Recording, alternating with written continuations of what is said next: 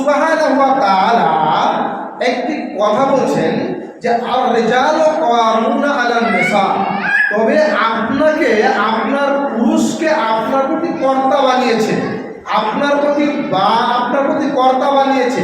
কেমন কর্তা?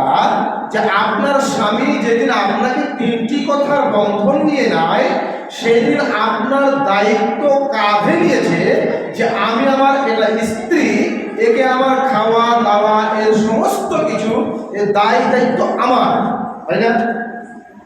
তবে দেখেন, সেই জমি ওখানে যেমন চাষ করলে জমি ফসল উৎপন্ন হয়, তোমাকে যেমন তোমার সঙ্গে তোমার স্বামী ব্যবহার করে, তেমনই তুমি ফসল দাও।